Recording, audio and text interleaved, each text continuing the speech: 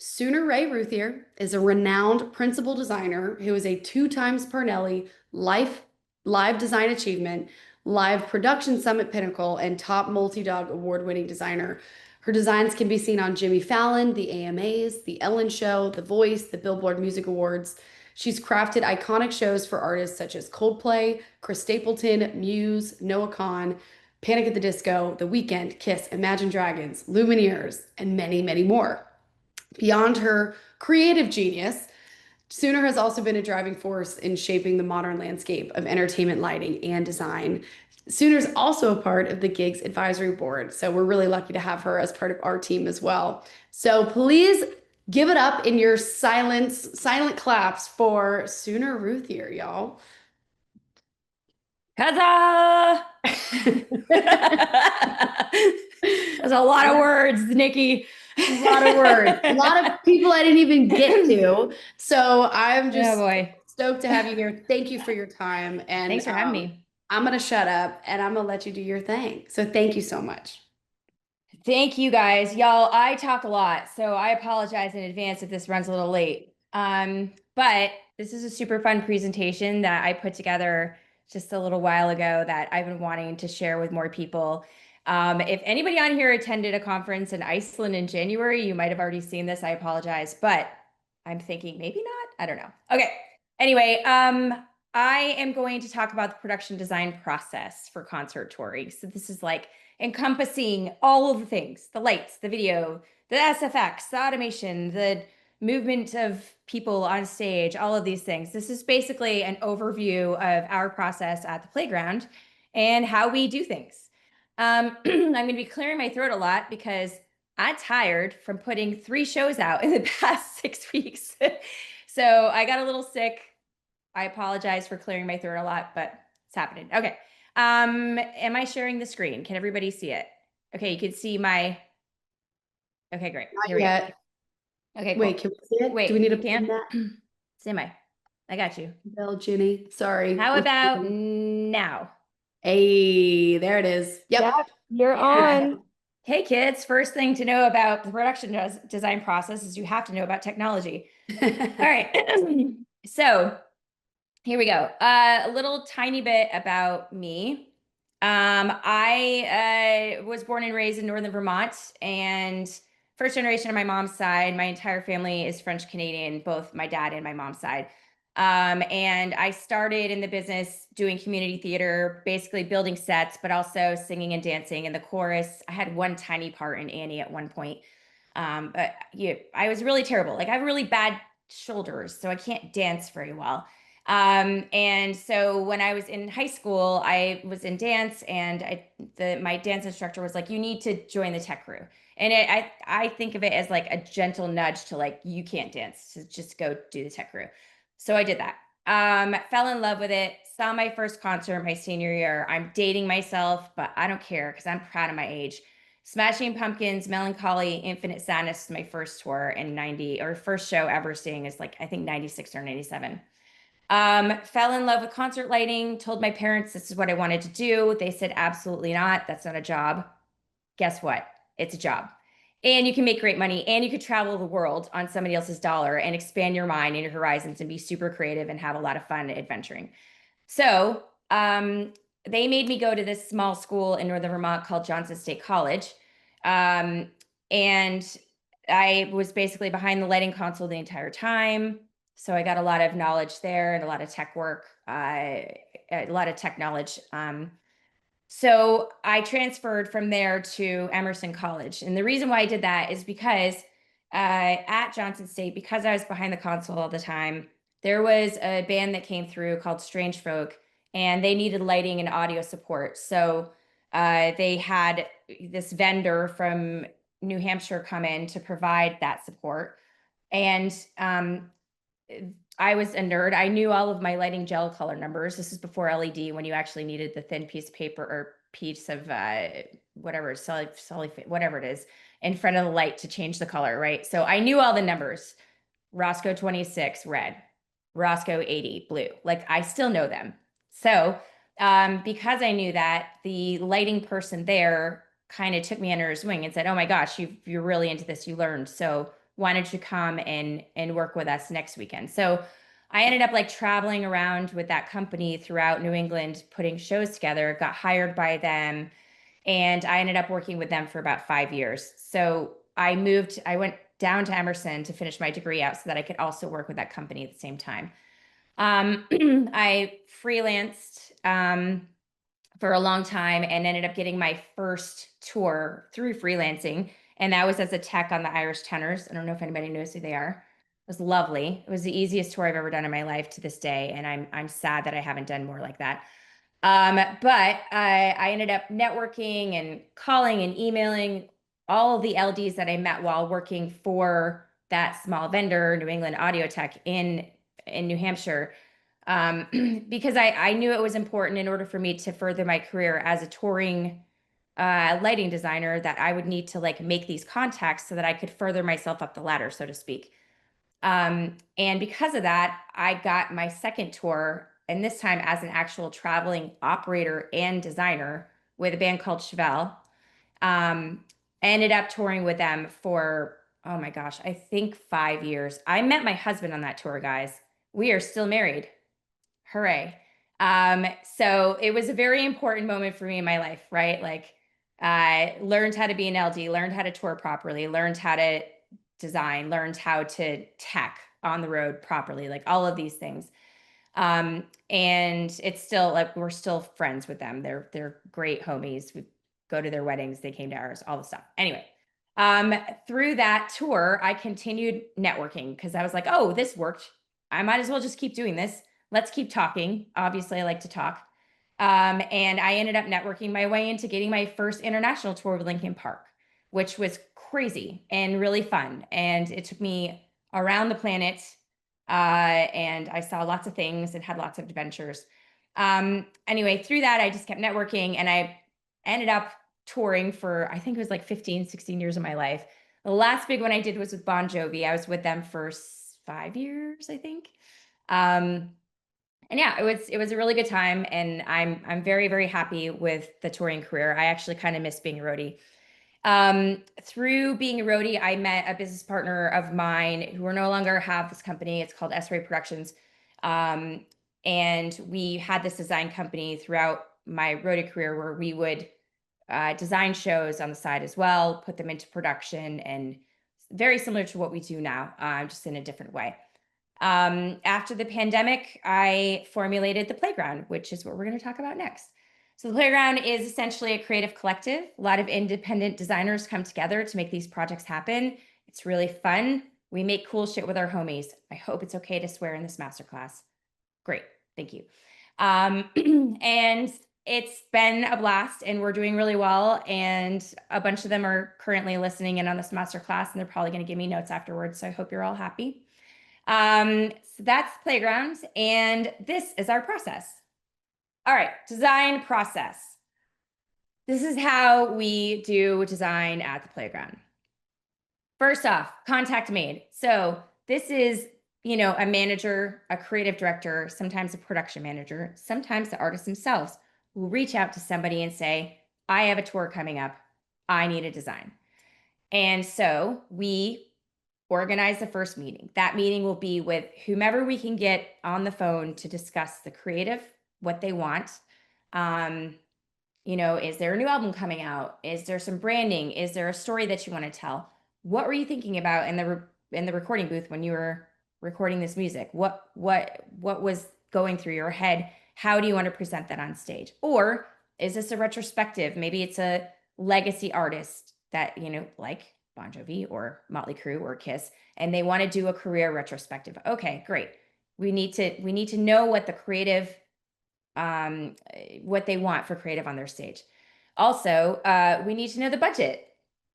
Usually that's not on a call with the artist and the creative director. We want to know the budget from the business manager, from the manager, from the production manager, from the tour manager. It's very important. We are in the music business, not the music fun times. And I guarantee you, everybody in the Playground office is laughing at me right now for saying that because I say it all the time. Music business, not music fun times. We need to be in budget. People need to make money. They need to pay their bills. Yes, rock stars they don't make as much money as we all think. So in that initial meeting, creative, budget, logistics. How is this going around the planet? Are we in a bus and trailer? Are we in 30 semi trucks? Are we going across an ocean where it needs to get on a boat into cargo ship containers? All those things. That's very important. The next step is to research the past, present, future of the artist. Like, what have they done? Any of the brand story that they're going with. Like, we need to understand that. We really dive in deep. We start doing Pinterest boards, Google image searches. We've been really using AI a lot lately, honestly. Like, if we want to try to come up with some mood board reference images that we can't find anywhere on the internet, we sort of like make them ourselves. And honestly, that sort of helps us figure out what the design is going to be as well, because there might be something in one of those AI images that's like, oh my God, it'd be really cool to make this happen in this way. The third step, which kind of happens while we're researching, is the boring business stuff, which is stuff I don't do, but I'll show you. Contracts are really important. You need to be protected, and your artist needs to be protected.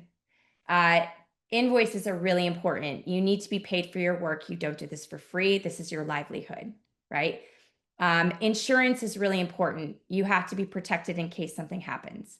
So those three things are really important. Those are the things that get done while the creatives are creating, business peeps are businessing. That's what we do. Fourth step is to draw.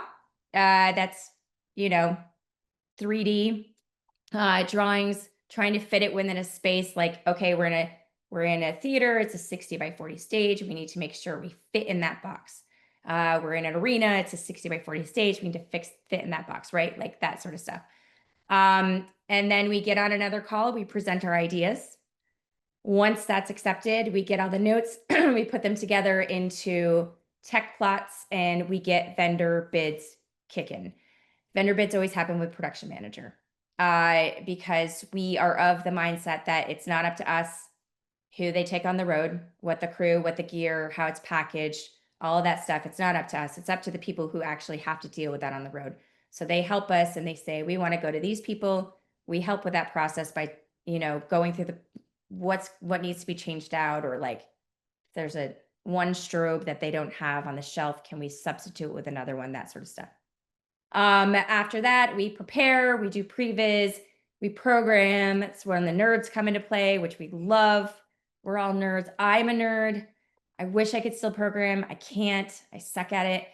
Then we go into rehearsals, and boom, we're going to do a fake version of this with two of my favorite who I think are people.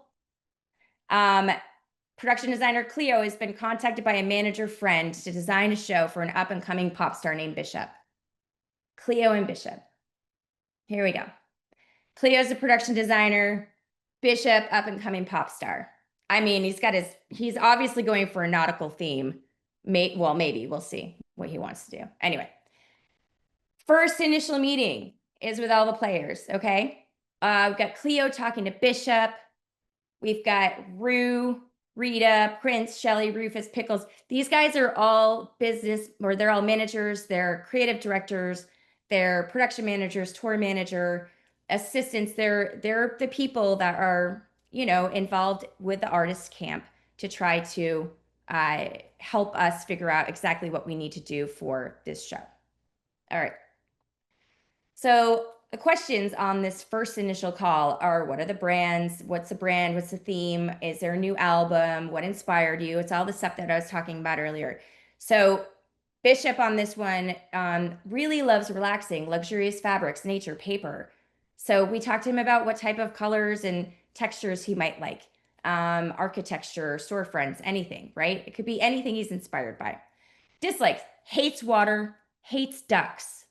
Does not like the quacking noise they make. Hates the color pink. Does not like heights. So we're not doing a fly gag for Bishop. Doesn't want to fly above the stage. It might be because he doesn't have opposable thumbs. I don't know. Stage setup, band, dancer, moments. What do you need? Maybe it's just him and a guitar. Maybe he's doing a stripped down acoustic performance. Who knows? The budget. What's the budget going to be? And we always ask, please, for the love of all that is holy, give us a budget to work with. We like to be put in boxes because we don't want to get down the line after presenting this thing that's like 3 times the size that they actually can afford and having to cut it back. Like no one likes to give somebody candy and then take it away, right? So we really want to know what that budget is. Logistics, where's the gear going? The team, who is the team? So we've got Bishop, Stella, and Otis are the creative leads. And are they the point people? Do we talk to them? Do we message them, email them for all our questions? What's the communication going to be like? And then rehearsals, where are they going to be? When's the first show? This one's going to be rehearsing in 6 months for 2 weeks. So there you go. So we get all those things. So we start the next process, which is the boring business stuff is happening while Cleo does her creative. Okay. So budgeting, this would be a typical budget, right? Obviously, this is completely fake. So we're going to put in all these numbers in this budget line item, and anything that they have talked about creatively, we sort of figure out, okay, we know video content, we need that. We need to price out each song, a video programmer, the complexity of the song means like, are we filming content and editing it? If that is happening, you're going to like go into a studio to film the artist and it's very complicated and expensive. Or are we going to take stock content, stuff that you can find on the internet? We're going to manipulate it to the music. How are we doing all the content? We obviously need a previs studio. We need to create the 3D file in order to previs the show. So we're creating the video game file to actually put into the video game to previs video game style. And then we need programmers, we need video programmer, we need producers, all these things. So we put in this big budget and that goes to management, business management, and they decide what they want to do. Contracts. This is kind of a sample. Ours are fun. We try to use colors. There's a lot of stuff in here. It's a lot. It's basically, this is how we travel. This is how you need to pay for this. You need to pay for that. We need visas. We're not going to start until we get money. This is all the stuff I will go over this later. If anybody wants a deep dive in this, I have no problem going through this with you. But basically, it's very long, as you can see. And then we put in a payments schedule and all the things. It's a lot. Anyway, that's just why I don't do this. Next, this is the fun stuff that I like to do. So we're researching. We have said that Bishop loves fabrics and he loves nature and he loves, things to look sort of natural, but also he really loves writing in his journals. So we have decided that paper looks like rock when it's crumbled. So what if we took something that looked like rock and paper at the same time and made some sort of scenic piece out of it? So these are all the reference images that we have made based off of that. Now, I said that we use AI. We used AI to try to come up with some other reference images on how that might look on a stage. And so here's some AI references that we came up with, and I think we used Discord. I use Discord usually. It's just in Discord, Midjourney. Then we start drawing. So guys, you can draw however you want, right? The biggest thing is just you need to be able to explain your ideas, right? So how do you do that? Is it crayon on paper? Is it a pencil sketch or pen sketch? I use Vectorworks a lot. So like this one on the right is, it's just a very low poly, like super simplistic Vectorworks drawing. This is just to like start getting the ideas in a 3D space to make sure that it feels right, it's scaled properly. Some more. This one was a very complicated riser setup, right? Still very low poly, just like there's no textures in here, right? It's just super easy to put together so that we can send it to the nerds so they can render it out. Another one, wireframe. Okay, this was actually produced. This was a Vance Troy tour, but these are all the beginning stages of how we draw a show so that it can be put into renders, into something that people can actually see, like color, texture, light, stuff that looks more realistic in nature. Another one, this is a little bit more complicated. We've added some textures in here, but once again, these are all just initial drawings. These are like, let's share with the team what we're thinking, as in like our internal team. Let's talk through shapes and like, okay, if I'm talking to a co-designer, maybe they'll say, I don't like that curve. Let's change that and make it a V, right? And so we sort of take these drawings and we ship them back and forth between one another to see where we want to go with the show. And this is not being presented to the artist. None of this stuff is presented to the artist. But these are. So once we get the idea done and it's in 3D, we send it to, I can't render, I'm not cool enough, but we send it to some other people that can. And we always do a grayscale or white model render, which is these on the left. And then on the right, we do these cool, like full color renders. Both of these shows were produced. The top right one is Paramore. That was in, I think, 21 or 22. The bottom right is Rascal Flatts. It was a Vegas residency, I believe, in 2018. But as you can see, like the technology of rendering white model versus photorealistic images is not that much different from now to like 2018 to now, right? We're still doing sort of the same sort of photoreal stuff. We always put in all of our design proposals the white models as well as the photoreals. So because we think that sometimes people can see stuff better in black and white than they can in photoreal. Just a few more. We've got Green Day in the top right, Megan Thee Stallion on the bottom right. Once again, both of these were produced.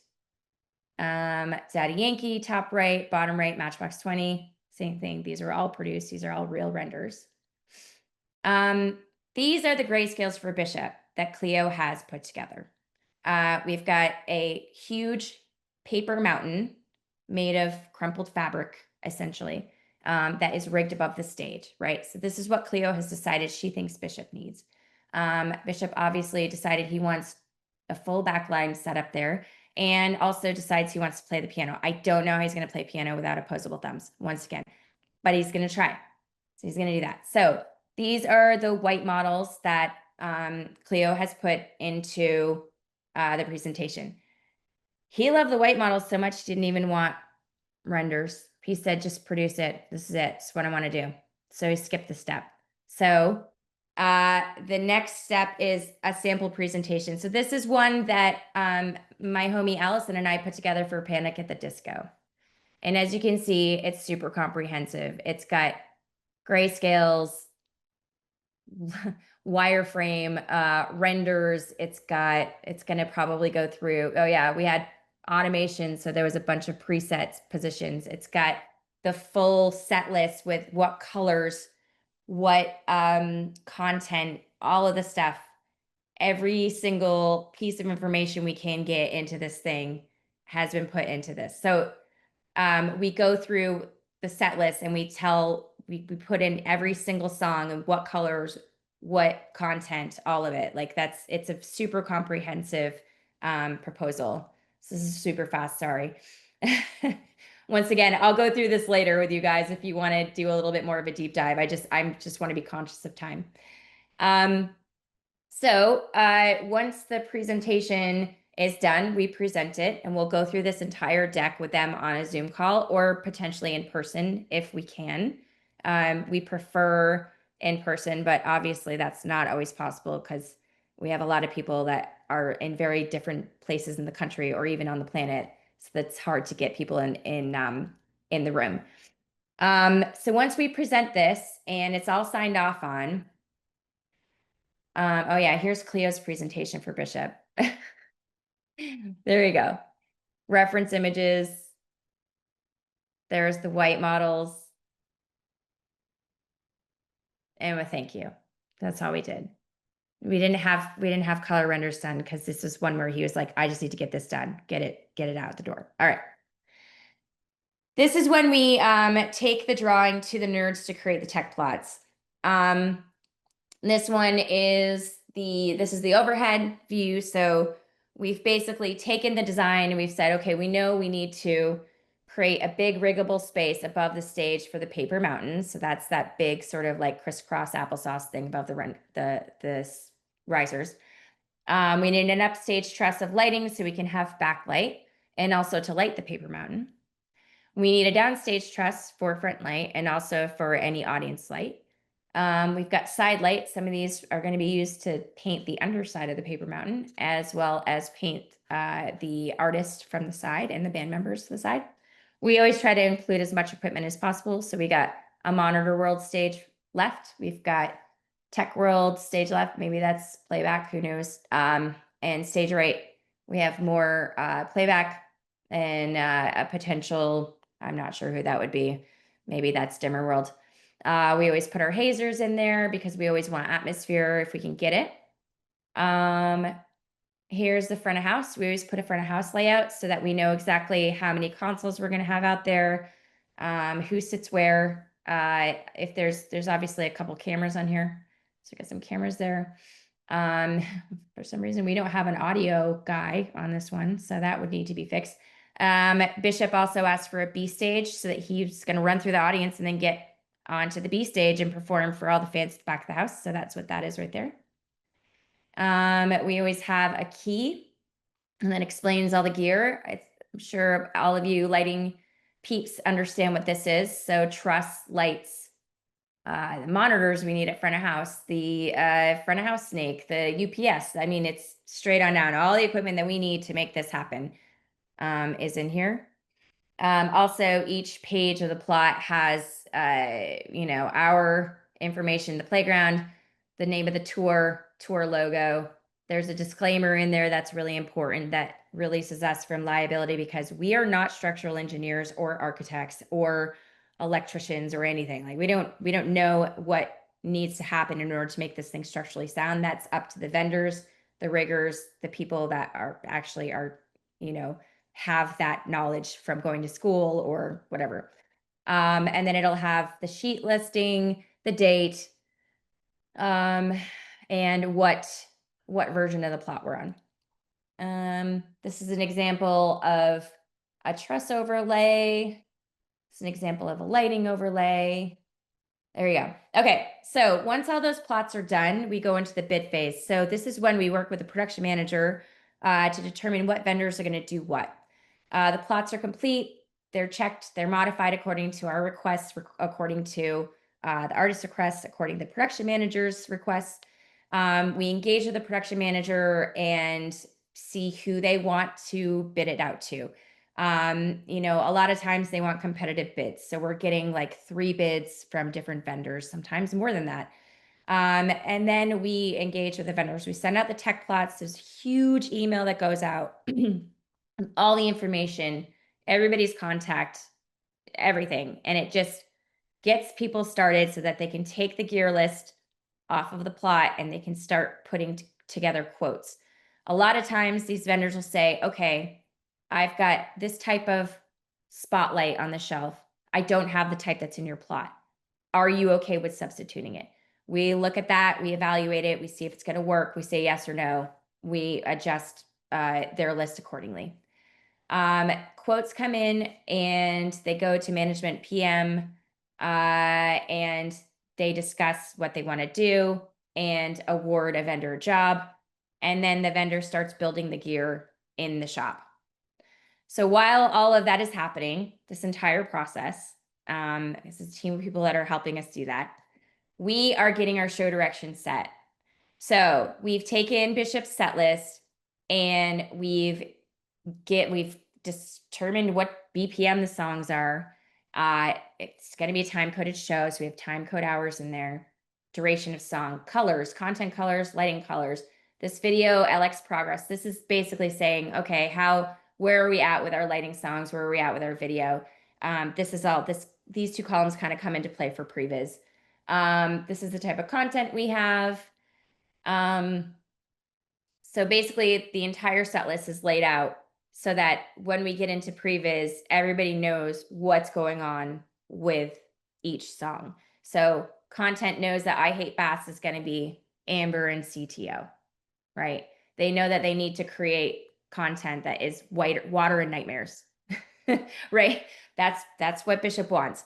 Rawhide bones, same thing. Amber, CTO or sepia toned on the content, right? These are the things that we have determined is what each song is going to look like. This is another one. This is the other side of that. The show direction sheet's very long. So next to content description up here is stills. So we have stills of the content and like what we might want it to look like. And then when the content team starts building their content, they actually take stills from the actual content, put it in there. We have iMag effects. We have lighting notes.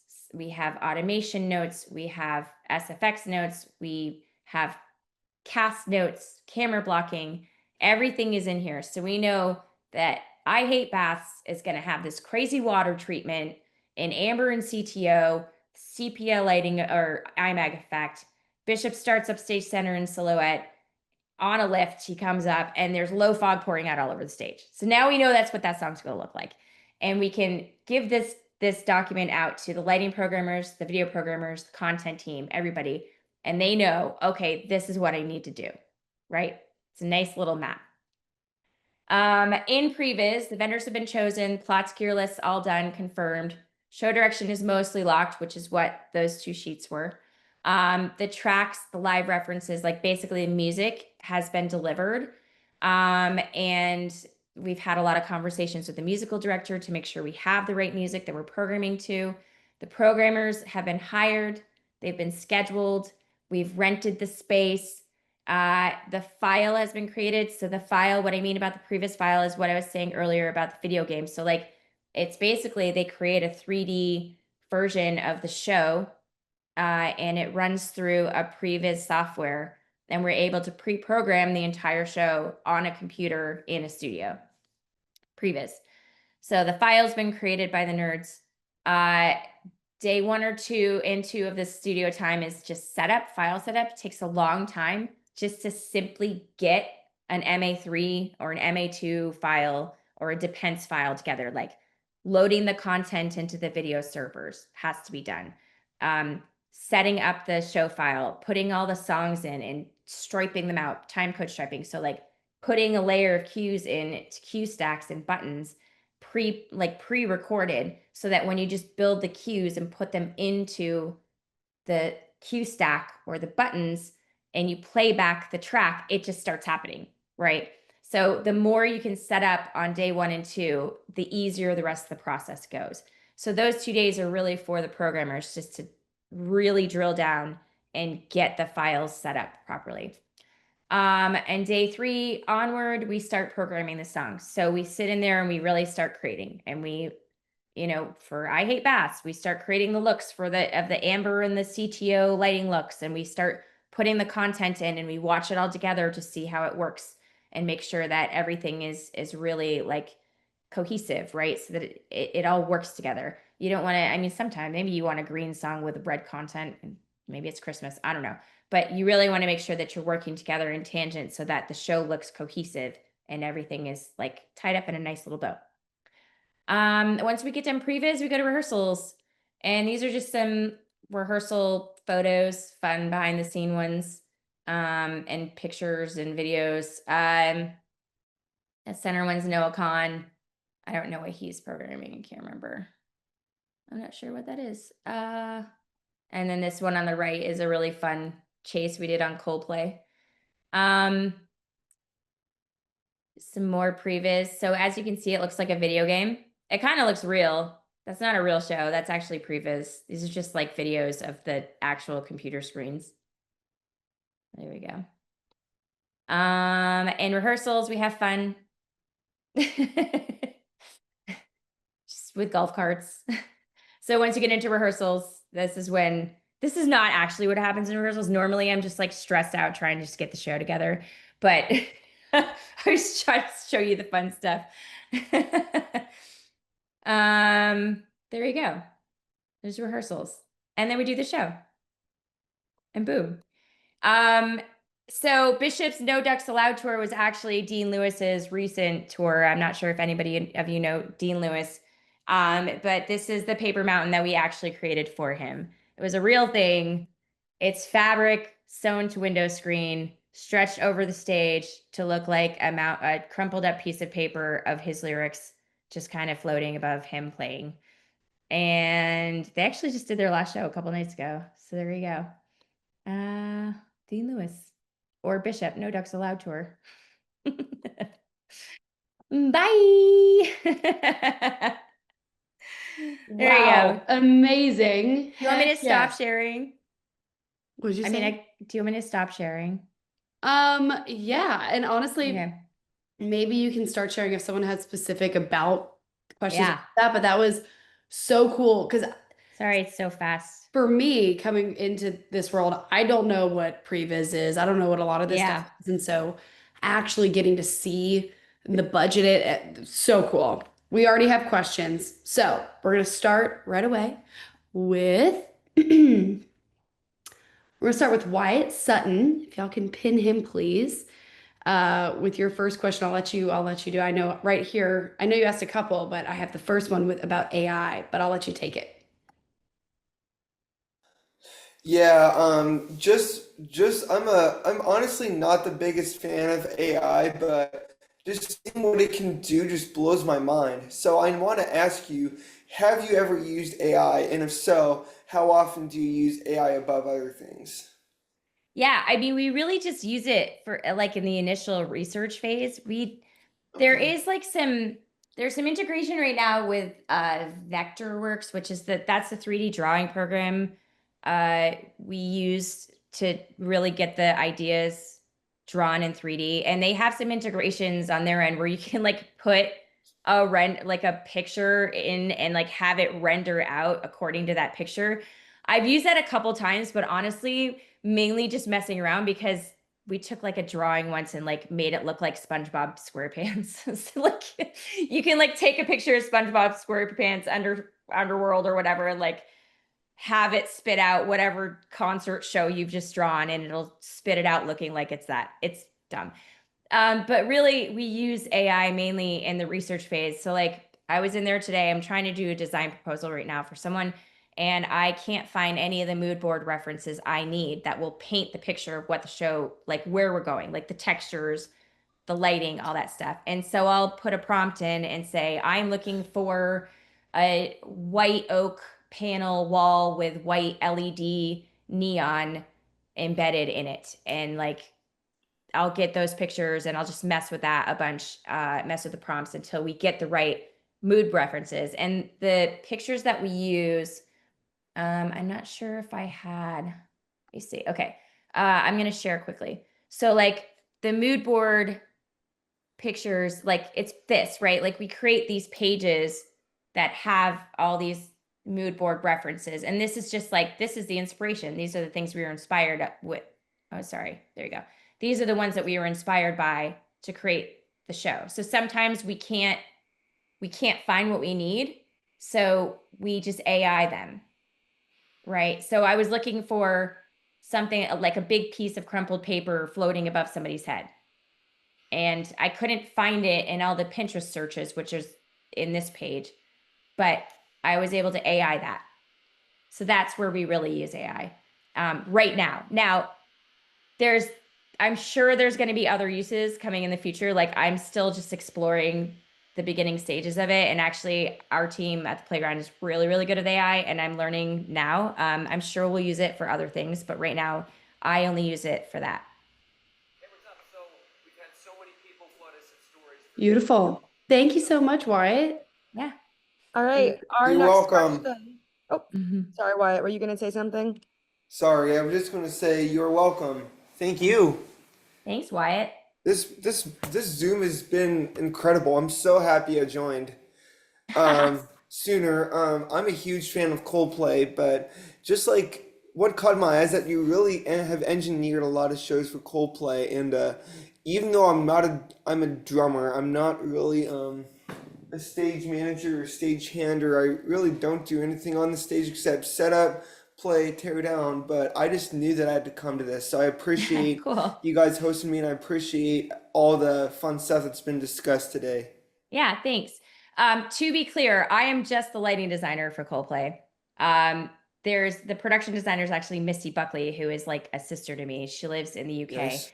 And Phil Harvey's a creative director. There's a whole, that team is massive, like massive. So I get to do all the lighting. What country Yeah. were you just in with Coldplay though this year? Oh yeah, we did India in January. Um, How many people were in that venue? there was 200,000 spread over 2 nights. That's the It crazy was thing. it's very exciting. What was that noise like? Um, to be honest, I had a headset on the whole time, so I wasn't really paying attention to this.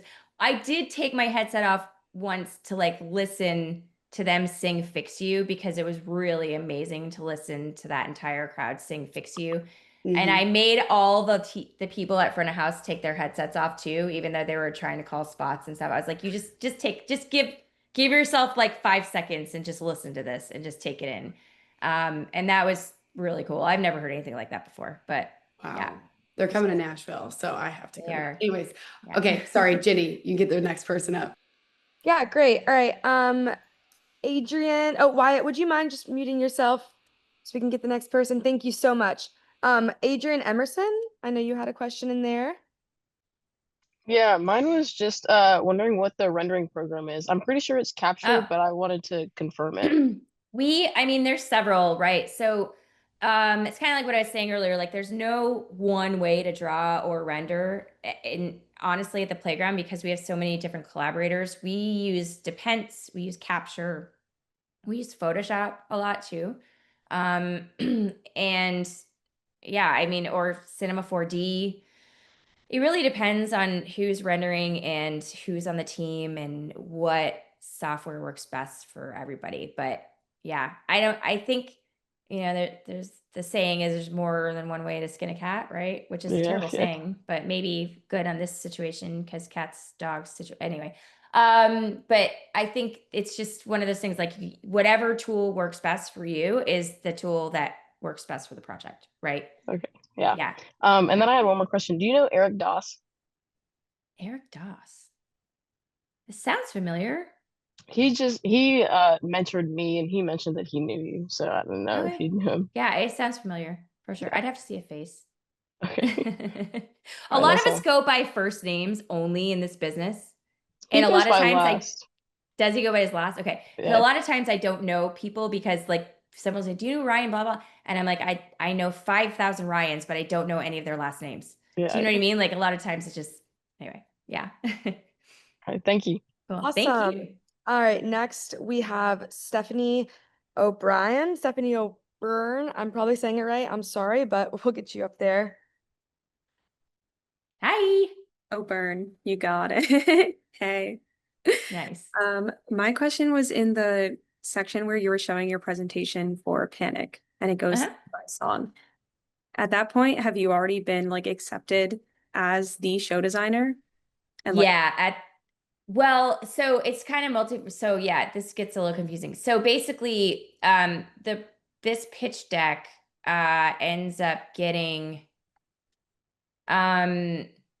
so the phase that when we pitched this one, we pitched it as, the first page, the title, and then it's not gonna follow. We did, the next page. Okay, it's not gonna follow. We did the mood board references. We did the renders, and we had already done a lot of the tech plots, honestly, because we just wanted to get it done. We got accepted after doing just the renders and the grayscales, but we did add some show direction into the proposal. So this page wasn't in there because we didn't know exactly what the pods could do yet, right? But when we got accepted, like this was in there, the show intro, because we wanted to show exactly how the intro was going to be and the different moments and stuff. So like it's kind of a mixture between the two. Most of our initial proposals are reference images, grayscales, full color renders, and then moments or like an idea of what an intro is going to be like, an idea of what we think they need to do in the middle of the set. So they want to do a B stage. This is where we think you should do it. It's more of like ideas or like, suggestions. And then that launches a discussion with the artist about what they actually want to do during the show. And then once we're accepted, we go further into it with them and each song is laid out. So the initial proposal ends up becoming a bit of a show Bible, and it ends up having every song in it. So the initial proposal is just we keep building upon it and building upon it, building upon it, so that the entire layout of the show is done by the time we get into previs. Yeah. So It's hard because like everything's sort of like a lot of stuff is like happening like at the same time. It's not like a super linear process. You know what I mean? Yeah. I guess I was curious how much gets shown like before you're guaranteed that, like, so that your Yeah. ideas don't get taken and they just go hire someone else. So that's happened to me a couple times actually. And it is something that we run the risk of this, right? So the challenge, like a lot of times we try to ask for a proposal, like a pitch fee ahead of time, because I think it's important. Like honestly, like, your time is valuable, and these are your creative ideas, right? So it's really important to like try to get paid for those. Like it's, you know, we're spending weeks and weeks on this stuff. Like it's our time. It's they don't know how to draw in Vectorworks. They don't know how to draw into Pets, they don't know any of that stuff. They've come to us for that expertise, and we've all spent good money learning these things, right? We've all spent money on college, money on master classes, money on different, I don't know, getting trained by somebody. Like we've spent money to get these skill sets in line. So it's important to be paid for those things. So we try to get a pitch deck fee up front. The playground, it's a little bit easier because if we're going for a project and there isn't a pitch deck fee, we can talk amongst ourselves, like the different designers or the shareholders on each project can talk and see if it's worth the risk to spend the money on a pitch to build it, and if we want to go after the show or not. But I would say, like, more often than not, if we don't pour ourselves into it and make the most comprehensive plan in a pitch possible, we won't get it. Like it's one of those things. It's very rare for us to get a show when we're up against other designers if we only do like renders and a little description. Yeah. The more comprehensive that it is, the better they understand it. So we really try our hardest to do that. And it is a lot of work, as you can see. Cool. Yeah. That was- Uh, Thanks. Yeah, great question. Awesome. So next we have Fernando Lagunas. Hopefully I said that right. Yes. Hi. First of all, thank you for sharing your work. My question is simple. It's how long does the creation process take from the kickoff to the first show? Yeah. It really depends on their timeline.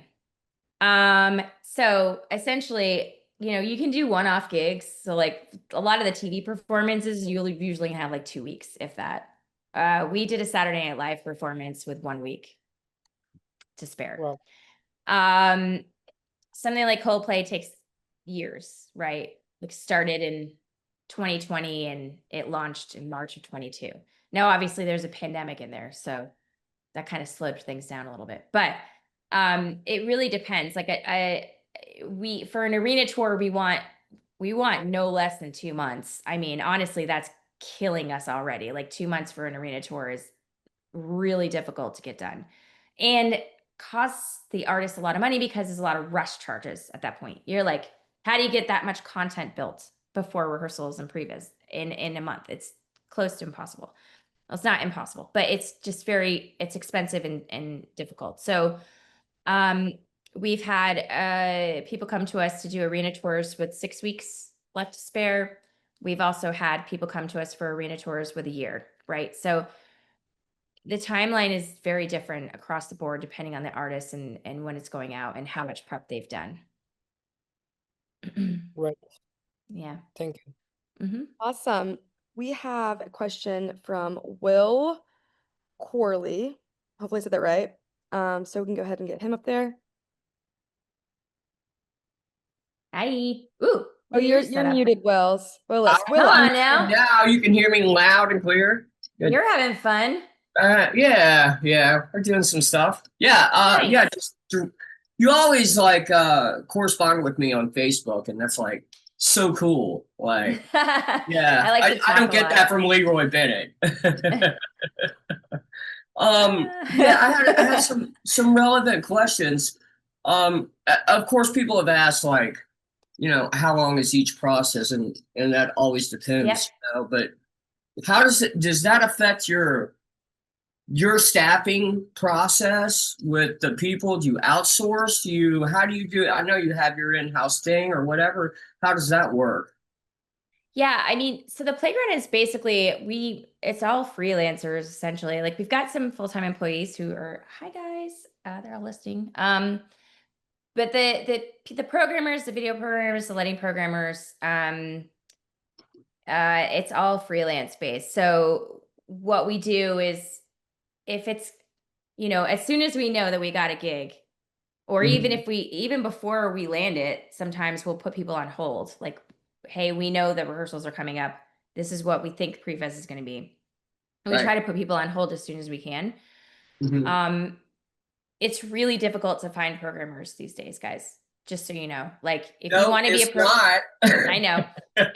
So this is what I'm saying. The thing is, like, if you're a programmer, like always hit up designers with your work. The most important thing is to have we need to see like how like the musicality of a show, right? Like that's the most important thing for us to see. But there's not a lot of people that do what you do. So it's difficult for us to find people to fill those roles.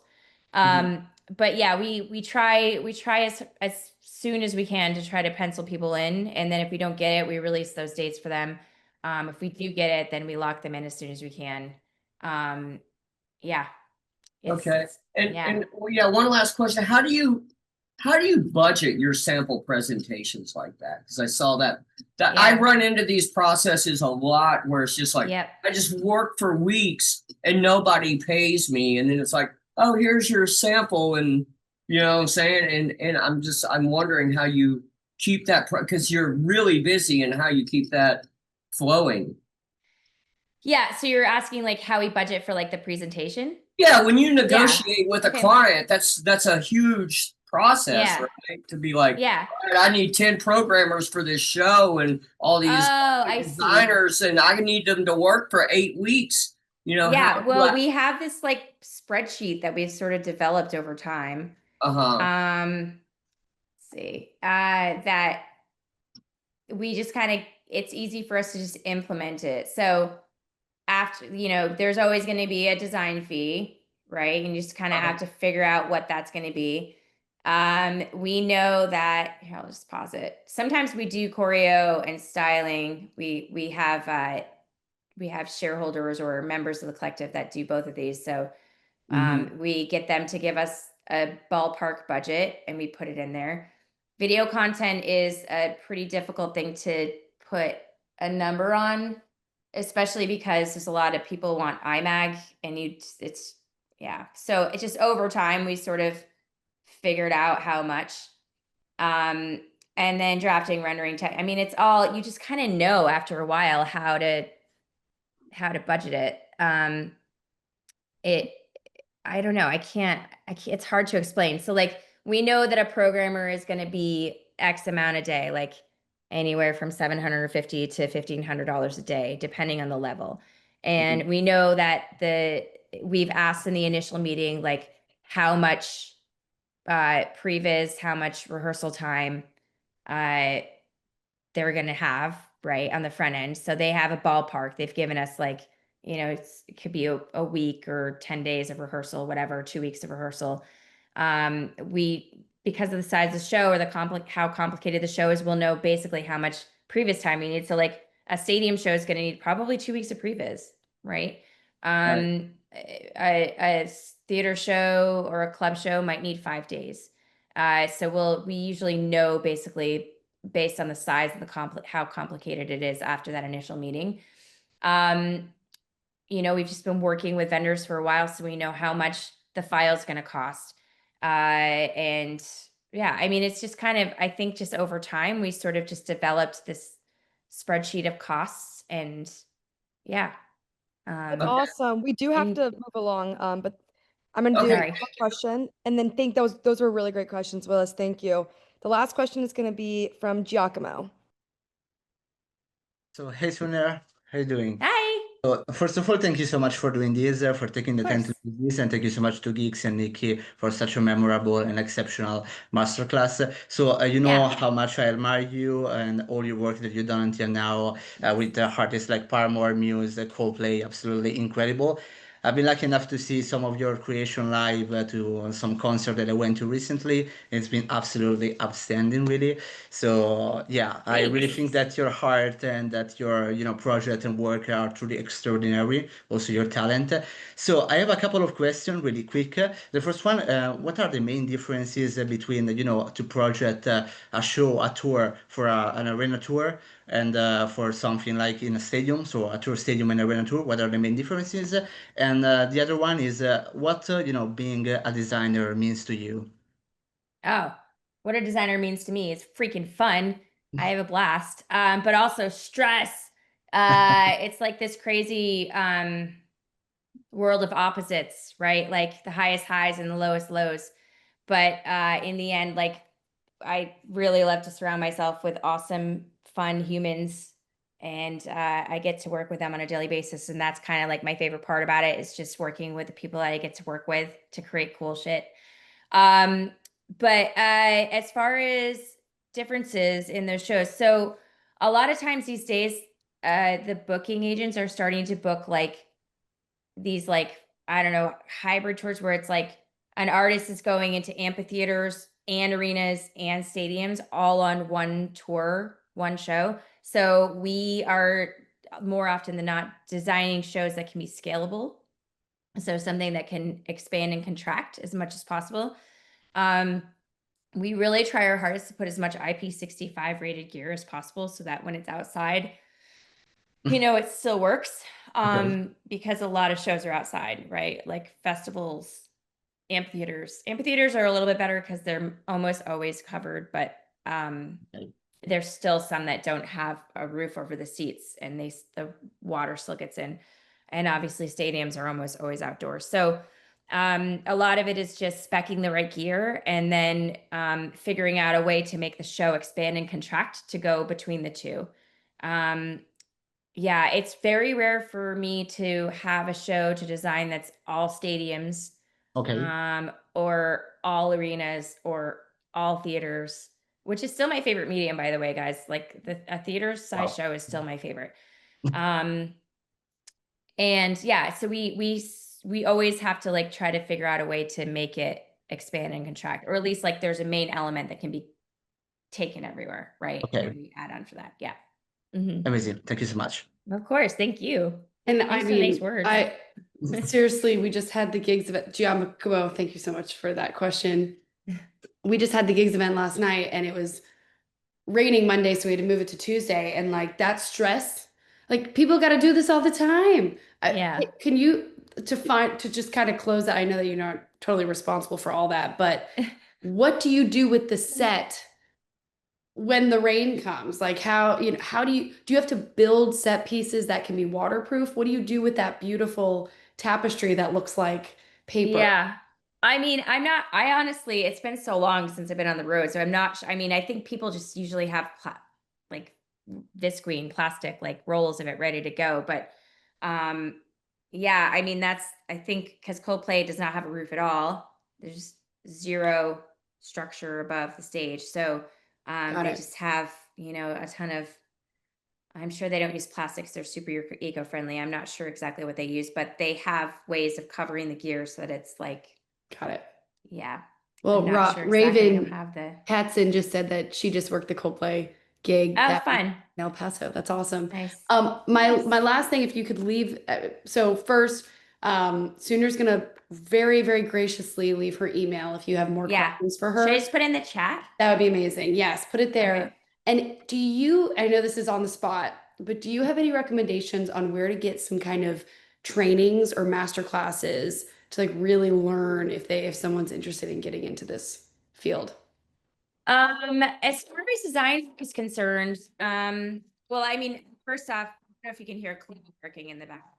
Yeah, you're good. Okay, cool. Cleo's mad that she didn't get to. Oh, Cleo's real. Cleo's my dog. Bishop is her actual bestie.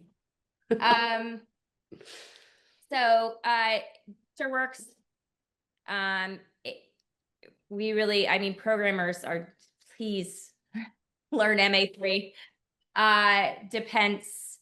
I mean, a lot of these things you can sort of look online and YouTube. There's a lot of resources.